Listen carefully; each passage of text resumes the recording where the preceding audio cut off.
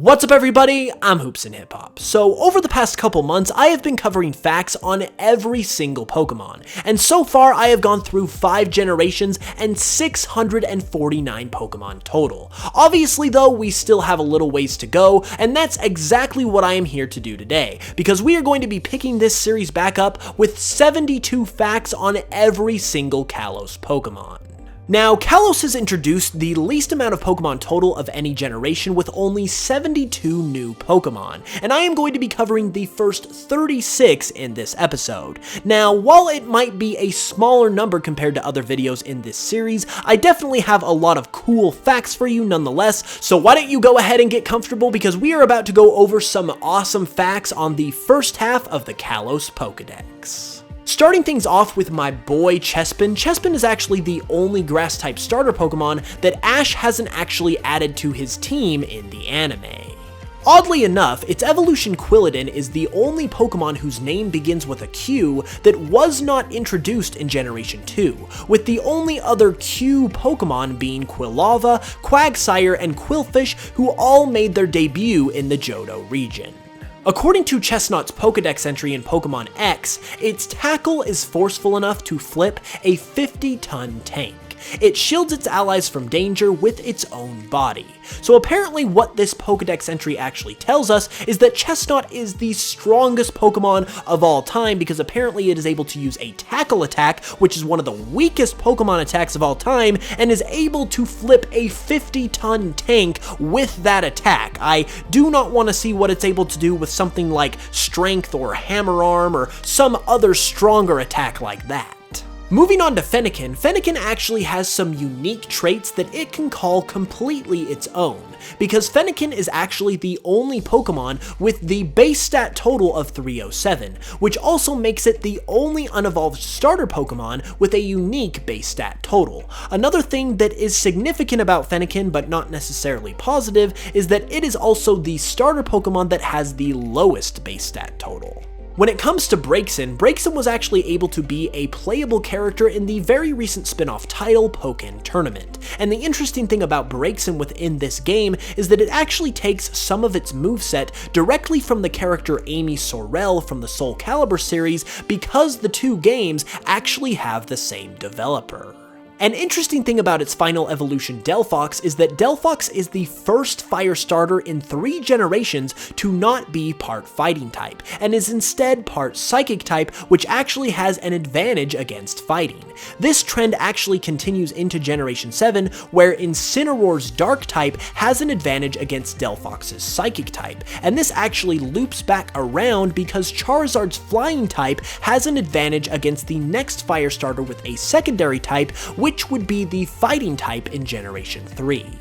When it comes to Froakie, Froakie actually has the highest single stat out of any starter Pokemon currently in existence, with 71 base speed.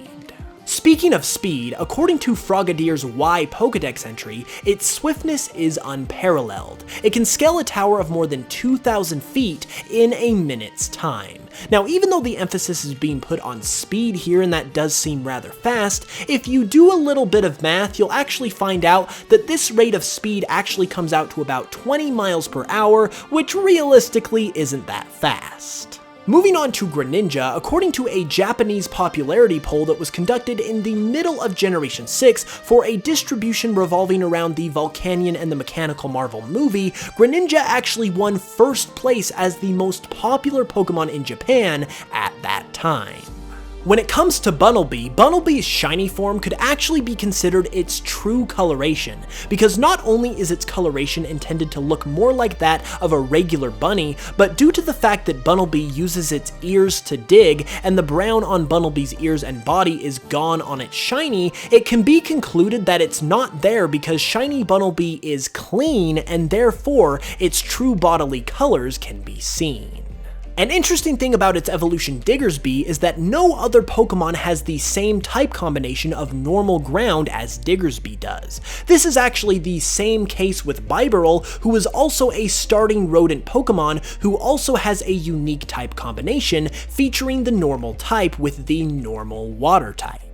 An ironic fact about Fletchling is that even though Fletchling debuts in one of the very first non-Japanese based regions in Kalos, it is the very first regional bird that is actually based on a Japanese specific bird, that being the Japanese robin, while the rest of the regional birds from the Japanese specific regions are all based on common birds that are found all throughout the world.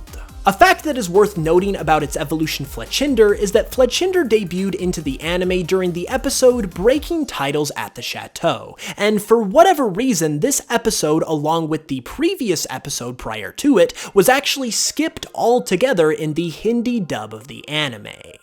According to Talonflame's Y Pokedex entry, when attacking prey, it can reach speeds of up to 310 miles per hour. It finishes its prey off with a colossal kick. Now, don't get me wrong, 310 miles per hour is extremely fast, but why 310? Why not 325, 300? Seems like a kind of an odd number to be your max speed.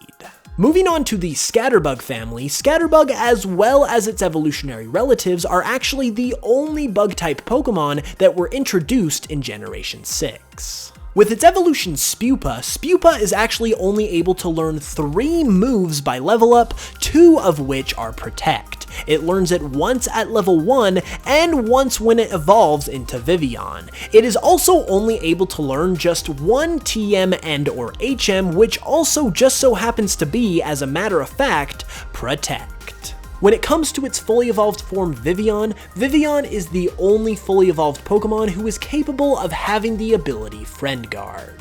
Moving on to Litleo, no other Pokemon has the same gender ratio as Litleo in its evolution Pyroar, that being 1 male to 7 females. Speaking of Pyroar, Pyroar actually has a lot of unique traits going for it. For instance, it is the only Pokemon along with its pre-evolution Litleo to have the normal fire type. On top of that, there is the unique gender ratio that we just discussed, and finally, Pyroar is also the only Pokemon with a base stat total of 507. Next up is Flabebe, and Flabebe is actually overall the tiniest Pokemon ever introduced up to this date, because Flabebe is tied with Joltik, Cutiefly, Comfey, and Cosmoem as the smallest Pokemon in height at 4 inches tall, and at 0.2 pounds or 0.1 kilograms, it is tied with Ghastly, Haunter, Cosmog, and Kartana as the lightest Pokemon as well. When it comes to Floette, it's rather interesting because a special form of Floette, that being AZ's Floette, was actually programmed into Pokemon X and Y, and it even has its own signature move, indicating that it was going to be obtainable at some point. But to this day, it has never been used in the games for any reason whatsoever. Most likely, it had its own event planned that was going to be unveiled at some point during Generation 6, but that event was cancelled for an unknown reason. An interesting thing about the fully evolved form Florges is that according to Bulbapedia as well as further research, Florges does not actually appear currently in any Pokemon manga. An interesting yet subtle detail about Skiddo is that in addition to being based on a goat, Skiddo is also partially based on a bike, and this can be seen in its horns, which resemble the handlebars of a bicycle. With its evolution Gogoat, in footage for Pokemon X and Y that was revealed prior to the official release of the games, Gogoat's shiny form was actually starkly different to its final shiny form that we got in the official release of the game. Speaking of shinies, Pancham's shiny coloration is actually based on the King Ling Panda, whose coloring is actually brown and white instead of the classic black and white of your regular standard panda. With its evolution Pangoro, according to Pangoro's Ultra Moon Dex entry, Pangoro is the type to talk with its fists. It doesn't say much as it pummels opponents with enough force to send a dump truck flying. Now, if you have been watching these generational fact videos, you would know that an absurd amount of Pokedex entries talk about Pokemon just beating the crap out of automobiles, and this is the latest example. A very interesting thing about the Pokemon Furfrou is that Furfrou was actually accidentally revealed by the Pokemon Company themselves in a Pokemon Direct on September 4th of 2013.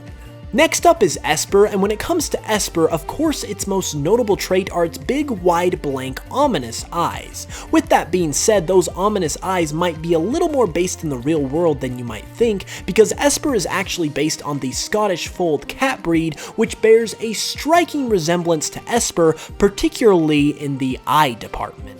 A very interesting thing about Meowstic is that Meowstic is the only Pokemon to learn 2 completely different sets of moves by level up, depending on its gender.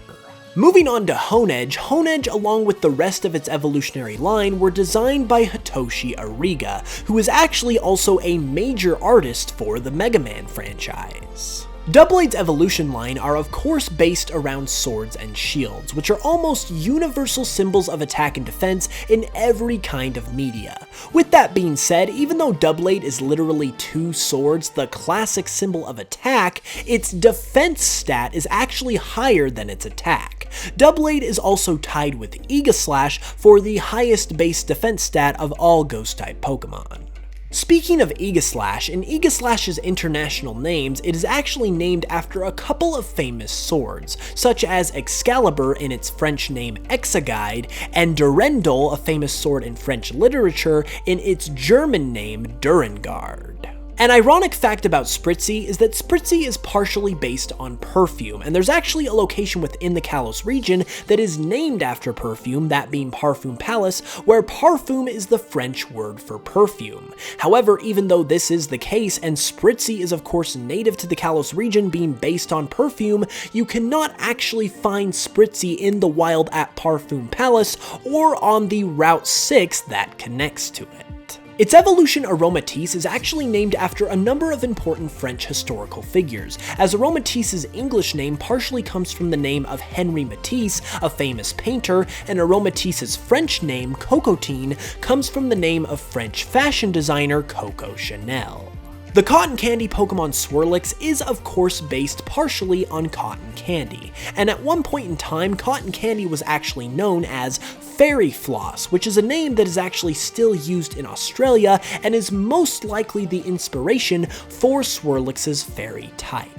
And last but not least for this part of the video, its evolution Slurpuff also uses this type of inspiration as well, because Slurpuff is partially based on cupcakes, and cupcakes are sometimes referred to as, depending on where you are in the world, fairy cakes, which once again may be an inspiration for its fairy type. And there we have it, everybody. That was the first half of 72 facts about every Kalos Pokemon. Now, the Kalos Pokemon are my absolute favorite generation of Pokemon that have been introduced up to this point, so I had an absolute blast covering a fact on every one of them in this video. If you guys enjoyed the video, be sure to leave a like and let me know in the comments below which one of these facts you enjoyed the most, or if you have another fact that you would like to share. If you are new to the channel, be sure to subscribe for more Pokemon content every Tuesday, Thursday, and Saturday, and if you'd like to check out some of my Pokemon remixes, be sure to give me a follow on Spotify because the support there would be greatly appreciated. With all of that being said though, I will be back 1 week from today next Thursday for the second part to this video, and I will be back on Saturday as well for another video, so be sure to hit that notification bell so you can be notified as soon as both of those go live, and until then, as always, I love you guys, and I will smell you guys later.